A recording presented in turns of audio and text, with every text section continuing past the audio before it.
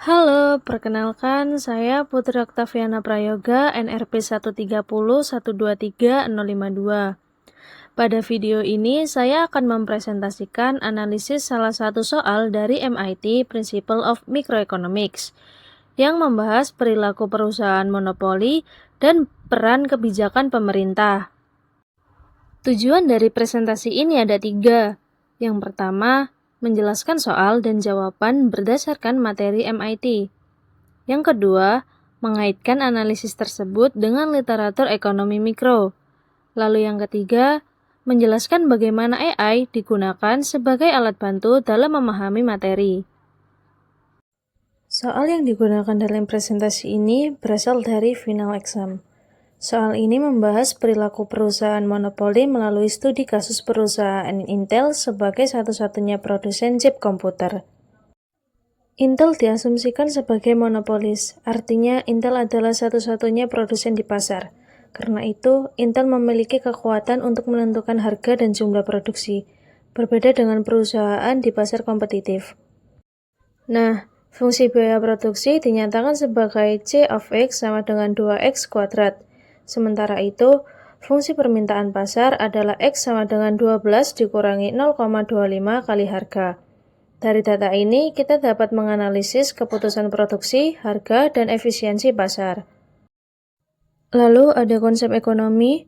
Soal ini menggunakan beberapa konsep utama dalam ekonomi mikro, seperti biaya marginal, pendapatan marginal, total surplus, dan deadweight loss.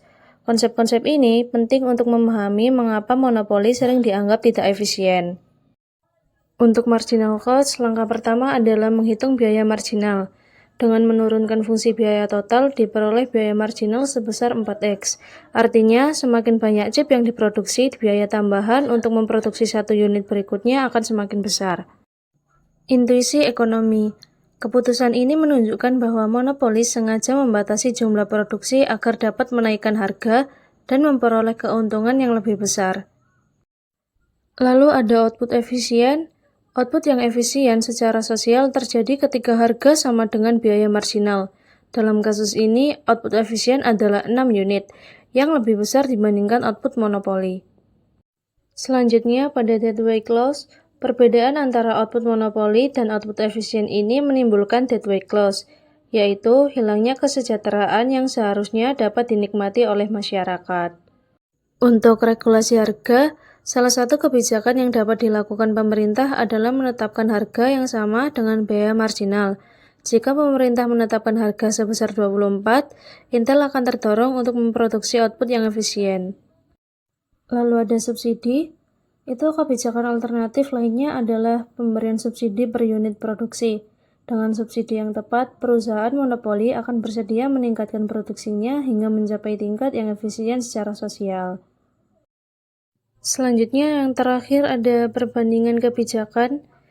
Nah, meskipun regulasi harga dan subsidi sama-sama dapat meningkatkan efisiensi, keduanya memiliki perbedaan.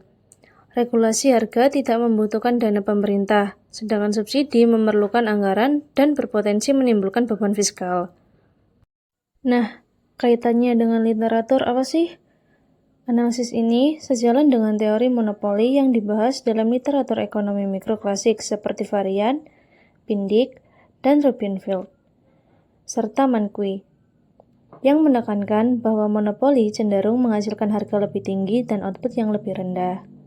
Dalam pengerjaan dan penyajian materi ini, saya menggunakan AI sebagai alat bantu pembelajaran dan membantu menyederhanakan perhitungan, menyusun penjelasan secara sistematis, serta membantu pemahaman konsep ekonomi yang lebih kompleks. Demikian presentasi yang dapat saya sampaikan. Sekian dan terima kasih.